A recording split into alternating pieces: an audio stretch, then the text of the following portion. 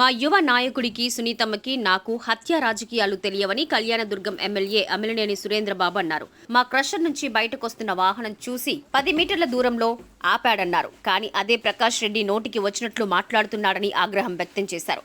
హైదరాబాద్లో చక్రపాణి అనే వ్యక్తి చంపడానికి వాహనాల్లో వెళ్ళింది నువ్వు కాదా అని నిలదీశారు. 1991లో మా దుకాణాలపై దాడులు చేసినా కూడా మేము ఎదుర్కోగలిగామని, మేము ఆనాడే భయపడలేదు. ఈ రోజు ఎందుకు భయపడతామన్నారు. కళ్యాణదుర్గం రోడ్డు వేస్తుంటే అడ్డుకున్న నీ బావమర్దులు అప్పటి ఎస్పీ మీ బావమర్దుల మీద కేసు పెడితే కాళ్ల బేరానికి వచ్చింది నువ్వు కాదా అని నిలదీశారు. నీ వెనుక ఎవరున్నా ఏమాత్రం భయపడేది లేదని, మా యువ నాయకుడి గురించి మాట్లాడే అర్హత నీకు లేదన్నారు. నీకు ధైర్యం ఉంటే మాతో ఎదురెదురుగా కూర్చుని మాట్లాడేందుకు సిద్ధమా అని సవాల్ విసిరారు. రాత్రి బండిమీదిపల్లి దగ్గర జరిగిన సంఘటన గురించి ప్రకాష్ రెడ్డి ఏదైతే మాట్లాడాడో, నన్ను సునీతమ్మక్క గురించి హత్యా రాజకీయాల గురించి మాట్లాడో దాని గురించి చెప్పాల్సిన అవసరం ఉంది కాబట్టి ఈరోజు ఈ సమావేశం ఏర్పాటు చేయడం జరిగింది. మొదటిగా ఒక 2 విషయాలు చెప్పాలి. ఎందుకంటే మా సంస్థ ఇప్పటికి 27 సంవత్సరాల నుంచి కూడా రకరకాలుగా అన్ని చోట్ల అన్ని రాష్ట్రాల్లో కూడా పనిచేస్తూ ఉంది. అనంతపురం జిల్లాలోనే కాదు, మన రాష్ట్రంలో ఇతర జిల్లాల్లో కావచ్చు, ఇతర రాష్ట్రాల్లో కావచ్చు, అన్ని రాష్ట్రాల్లో కూడా మా సంస్థ పనిచేస్తూ పనిని పూర్తిగా నాణ్యతతో కావచ్చు, లేదా సకాలంలో పూర్తి చేసి బోనసులు తీసుకోవడం కావచ్చు, అన్ని రకాలుగా పనిచేసి మా కంపెనీకి మంచి పేరు తీసుకుని ఈరోజు ఈ స్థాయిలో నిలబడ్డాం. మాకు ఇది పెద్దలు ఇచ్చిన సంస్థ కాదు, మేము మాకుగా సంపాదించుకునే సంస్థగా 89లో స్థాపించాం. ఆ రోజు కూడా 3గురితో స్థాపించాం. ఈరోజు కూడా అదే 3గురితో ఆ సంస్థ నడుస్తూ ఉందంటే మా నిజాయితీకి మీరు మారిపోయారనే చెప్పాలి. అలాంటి సంస్థ గురించి మొన్న ఏదైతే ఉన్నాడో నిన్న ప్రకాష్ రెడ్డి నోటికొచ్చినట్టు మాట్లాడడం జరిగింది.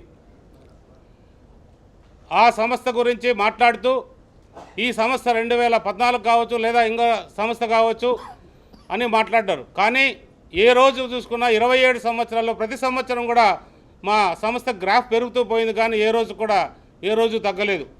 ఇంకా బాగా చెప్పాలంటే 2019 నుంచి 24 వరకు కూడా నేషనల్ హైవే ప్రాజెక్ట్స్ ఏవైతే ఉన్నాయో ఇంకా అన్ని చోట్ల కూడా ఇతర రాష్ట్రాల్లో కూడా అద్భుతంగా పనిచేశాం. మా రాష్ట్రంతో ఈ ఆంధ్రప్రదేశ్ రాష్ట్రంతో పాటు ఇతర రాష్ట్రాల్లో కూడా మా సంస్థకి మంచి పేరు వచ్చింది. అన్ని రకాలకు కూడా పేరు సంపాదిస్తూ ముందుకు సాగింది. ఈరోజు మా సంస్థ ద్వారా 10 కోట్ల రూపాయలు ప్రతి నెల కూడా జీతాలు చెల్లిస్తున్నారు మాతో సహా.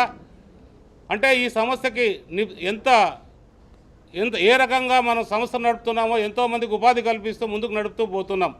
ఏ రోజు కూడా సంస్థలో అవినీతి కానీ సంస్థకు సంబంధించిన ఏ ఒక్క అక్రమాలు కానీ ఎక్కడ కూడా జరగలేదు. అతను మాట్లాడుతూ ఇంకా 2 విషయాలు చెప్పాడు. స్టాంపుల గురించి చెప్పాడు.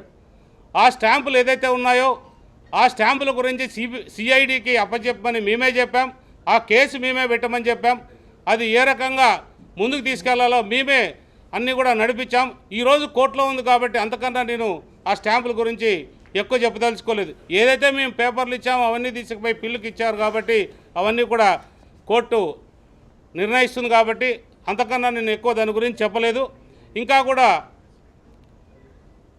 మొన్ననే చెప్పాడు, మా టిప్పర్ వచ్చి అతన్ని హత్య చేయడానికి వచ్చారంటారు. ఎవరైనా హత్య చేయాలంటే మా టిప్పర్ని ఎవరైనా వాడతారా?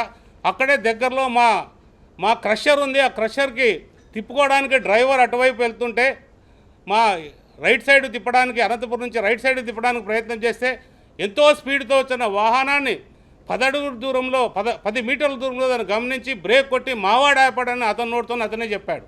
ఈ ప్రకాష్ రెడ్డి నోటితోనే 10 మీటర్ల దూరంలోనే డ్రైవర్ బ్రేక్ కొట్టి ఆపాడని చెప్పాడు. అంటే ఒక వ్యవస్థ టిప్పర్కి సంబంధించిన డ్రైవర్ కూడా ఏదో రాష్ట్రంలో వచ్చాడు. ప్రకాష్ రెడ్డి ఎవడో తెలియదు, ఇంకా ఓనర్ ఎవడో కూడా తెలియదు. వాళ్ళకి అన్ని లైసెన్సులు ఉన్నాయో లేదా, ఇతను డ్రైవ్ చేస్తాడో లేదా అన్నీ చూసే సంస్థ అతనికి ఉద్యోగం ఇచ్చి ఉంటుంది. అలాంటి డ్రైవర్ పైన, అలాంటి సంస్థ పైన ఎప్పుడైతే టిప్పర్ని అక్కడ ఎస్ఆర్సి అనేది కనిపించిందో అతనిలో ఒక ఉగ్రత, అంటే ఒక రకమైన చాడిజం బయటకు వచ్చి అప్పుడే డ్రైవర్ని కూడా కొట్టడం జరిగింది. టిప్పర్ మీద రాళ్ళు ఇసరడం కూడా జరిగింది. అంటే ఎంత నీచమైన చర్య తీసుకున్నారో. అతని కారుకు సంబంధించి అంటే 10 మీటర్ల దూరంలోనే ఆగిందని అతనే చెప్తున్నాడు. అలాంటి పరిస్థితుల్లో నీకు నిజంగా ప్రాణరక్షణ ప్రాణభయం ఉందంటే వాడిని కొట్టడం తప్పే. అంటే కోపంలో కొట్టే వేరు, కానీ మరీ కూడా వచ్చి హత్యా రాజకీయాలు మా పైన నెట్టడం అనేది నిజంగా చాలా దుర్మార్గమైన చర్యగా నేను చెప్తున్నాను. మేము ఎప్పుడూ హత్యలు చేయలేదు, ఎక్కడ హత్యల జోలికి పోలేదు. ఈరోజు మా తల్లిదండ్రులు కానీ మా సంస్థ కానీ నేర్పించిండేది ప్రజలకు సేవ చేయమని పోయారు. ఎన్నో రకాలుగా ప్రజలకు సేవలో ఉన్నాం. హత్యా రాజకీయాల జోలికి ఎప్పుడు కూడా వెళ్ళలేదు. కానీ అతను హత్యా రాజకీయాలు చేస్తున్నారు, చిల్లర రాజకీయాలు చేస్తున్నది ఈ ప్రకాష్ రెడ్డి. ఒక విషయం మాత్రం చెప్తా అతని గురించి, ఎందుకంటే అతనికి ఇలాంటి అలవాట్లు ఎక్కువ ఉన్నాయి. మేము ఎక్కడో పేపర్లోనూ అక్కడ ఇక్కడ చూసాము. అతను ఒక 2 జీపుల్లో వెళ్ళి ఏదో హైదరాబాద్లో ఎవరో చక్రపాణి అనే వ్యక్తిని అక్కడ హత్య చేశాడు, అంటే యాక్సిడెంట్ చేసి అతను హత్య చేసి ఎక్కడో తీసుకుపెట్టి తగలగట్టేస్తాడు అనేది కూడా మేము చూసాం. ఈరోజు ఒక విజయవాడకు సంబంధించిన ఒక వ్యక్తికి సంబంధించిన ఆస్తిని ఆక్రమించుకునే దాంట్లో అతను అవినీతి చేశాడు, హత్య రాజకీయాలు అతను చేస్తున్నాడు. అలాంటి వ్యక్తి ఈరోజు మా గురించి మాట్లాడడం సిగ్గుచేటు. ఇదొకటి చెప్తున్నా ప్రకాష్ రెడ్డి, గుర్తుపెట్టుకో. నీ వాళ్ళు కూడా కొంతమంది మంచి వాళ్ళు ఉన్నారు, వాళ్ళ సహకారంతో కొన్ని మంచి పనులు కూడా చేశాం చాలా సందర్భాల్లో. అంటే మా వృత్తిని చేసుకుంటూ వెళ్ళాం. ఇంకా కూడా నీకు చాలామందిని వెనక ప్రోత్సహించే వాళ్ళంటే వాళ్ళందరికీ ఒకటే వార్నింగ్ ఇస్తున్నా. మీరు అనుకుంటున్నారు సురేంద్రబాబు సౌమ్యుడు కాదు. 2091లోనే ఆ రోజు మీ నాయకులందరూ వచ్చి నా షాపును తగలబెడితే కూడా ధీటుగా ఎదుర్కొన్నాం. ఆ రోజే మా ఇంటికి అద్వానీ గారు వచ్చిపోయారు. మేము సామాన్యంగా మీరు ఊహించుకోదండి. కానీ మన ప్రజాస్వామ్యంలో ఉన్నాం కాబట్టి ప్రజాస్వామ్యబద్ధంగా వెళ్ళాలి కాబట్టి మేము అన్నీ కూడా మా వృత్తిని నమ్ముకుంటూ ముందుకెళ్తున్నాం తప్ప ఎక్కడ అన్యాయం చేయాలనే ఉద్దేశం లేదు. నువ్వు ఇంకా ఒకటి మాట చెప్పావు, మేమేదో నీ వర్క్లో లాక్కున్నామని చెప్పి. నీ వర్కులు మేము కాదు లాక్కోండేది. 2002లోనో 2009లోనో 2002లో ఆ రోజు నీకు పనులు అప్పచెప్తే ఈ కరూరు జిల్లాకు సంబంధించి ఎవరో సంస్థ సద్భావ సంస్థను తీసుకొచ్చి ఆ రోజు వాళ్ళ పేరు మీద మీరు వేసుకున్నారు ప్యాకేజీలు. అంటే 2-3 ప్యాకేజీలు 4-5 ప్యాకేజీలు మీరు వేసుకున్నారు. ఆ ప్యాకేజీలతో గొల్లపల్లి రిజర్వాయర్ కావచ్చు లేదా చెర్లపల్లి రిజర్వాయర్ కావచ్చు. ఈరోజు గొల్లపల్లి రిజర్వాయర్ సకాలంలో పూర్తి చేశాము. సకాలంలో పూర్తి చేసినందుకు అక్కడ కియా పరిశ్రమ కూడా రావడం జరిగింది. ఆ కియా పరిశ్రమ వచ్చిందంటే చిన్న విషయం కాదు. మన రాష్ట్రానికే మన దేశంలోనే అత్యంత ఉన్నతమైన పరిశ్రమ అక్కడ తీసుకురావడానికి కారణం మేమేని ఖచ్చితంగా గర్వంగా చెప్పగలుగుతాం. సకాలంలో పూర్తి చేశాం కాబట్టి వేల మంది రైతులకి, లక్షల మంది రైతులకి ఈరోజు నీళ్లు పోతున్నాయంటే కేవలం మేము చేసిన పనుల రూపంలోనే. ప్రతి చెరువుకి ప్రతి ఒక్క చెరువు కూడా నింపుతున్నామంటే అది మా కృషే. మా నాయకుడు సకాలంలో ఎప్పటికప్పుడు పర్యవేక్షించాడు కాబట్టి చంద్రబాబు నాయుడు గారు ఈరోజు మన అనంతపురం సస్యశ్యామలు కావడానికి మా నాయకుడు ఎంత ముఖ్యమో అందులో మా సంస్థ కూడా అంతే ముఖ్యంగా పనిచేసిందని కూడా ఖచ్చితంగా చెప్పగలుగుతున్నా. ఇలాంటివన్నీ వదిలేసి నువ్వు ఆ సంస్థ ఏదైతే ఉందో సద్భావ సంస్థ, ఈరోజు నిజంగా వాళ్ళు కూడా పెద్ద సంస్థే. ఆ రోజు ఆ సంస్థని బ్లాక్ లిస్ట్లో పెట్టడానికి ముఖ్య కారకుడు నువ్వు. ఈరోజు ఆ సంస్థనే అనేది లేకుండా చేశావు. నువ్వు ఎప్పుడు కూడా ప్రజలను కానీ లేదా నీ పార్టీ వాళ్ళని కానీ లేదా ఇతరులను కానీ నీ మోసం చేయడమే నీ వృత్తి అనేది నువ్వు గమనించాలా. ఏదేమైనా కూడా ఒకటే చెప్తున్నా, నువ్వు మరీ కూడా ఇంకొక మాట మాట్లాడవు. ఎంట్రీ కూడా పీకలేవంటున్నావు. నువ్వేంద్రా పీకేది? ఎంట్రీ కాదు. నువ్వేమి మమ్మల్ని దగ్గర కూడా వచ్చి టచ్ చేయలేవు. నువ్వు ఆ రోజే నీ బావమరుదులు వచ్చి ఇదే అనంతపురం నుంచి మేము కళ్యాణదుర్గం రోడ్డు వేస్తుంటే నీ బావమరుదులు వచ్చి ఆ రోజు అడ్డగిస్తే ఆ రోజే నువ్వు ఏమీ చేయలేక నీవు ఏ రకంగా కూడా అడ్డుకోలేక మమ్మల్ని రాళ్లతో దాడి చేసావు, టిప్పర్ల మీద పగులు కొట్టావు, రకరకాలుగా చేశావు. అయినా కూడా ఆ రోజున్న ఏసీ బాబు గారు మీ బావమరుదుల మీద కేసు పెడితే మా అల్లర్ల దగ్గరకు వచ్చి కాళ్ళ బేరానికి వచ్చి రాజీ కుదుర్చుకొని కోర్టులో రాజీ అయ్యావు ఆ రోజు.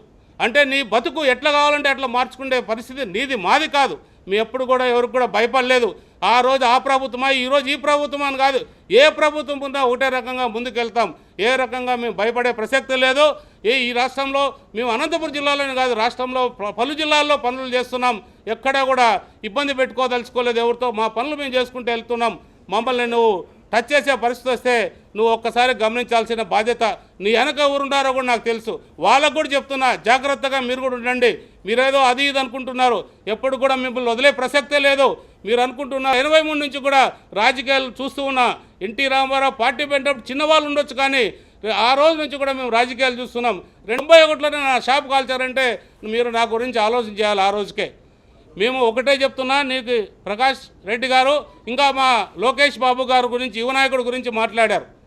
యువ నాయకుడిని తేల్చుకుంటారు. రే మమ్మల్తో మాతేకు రా, మమ్మల్ని తెలుసుకో ఫస్ట్, మాతోనే చేతగాను మా యువ నాయకుడి గురించి మాట్లాడుతున్నావు. మా యువ నాయకుడు దేశాలు తిరిగి ప్రపంచాలు తిరిగి పెట్టుబడులు తెచ్చి మన రాష్ట్రానికి ఎన్నో రకాలుగా ఉపయోగపడేది ఉపాధి కల్పిస్తున్న మా నాయకుడి గురించి నీ మాట్లాడే అర్హత కూడా లేదు ప్రకాష్ రెడ్డి. ఇలాంటి చౌకబార పరిస్థితులు తేవద్దు. ఇంకొకసారి ఏమైనా ఉంటే ఖచ్చితంగా రా, కూర్చుందాం, నువ్వు నేను ఫేస్ టు ఫేస్ కూర్చుందాం, అన్నీ కూడా వివరంగా మాట్లాడుకుందాం. మాట్లాడుకొని ఏ విధంగా మనం ప్రజలకి సేవ చేయాలనే దాని మీద ఒక ప్రోగ్రాం చేసుకుందాం. లేదా నేను చేసిన తప్పులు కానీ నువ్వు చేసిన తప్పులు కానీ ప్రత్యక్షంగా చూసుకుంటే ఏర్పాట్లు కూడా చేస్తామని మీ అందరికి కూడా తెలియజేస్తున్నా.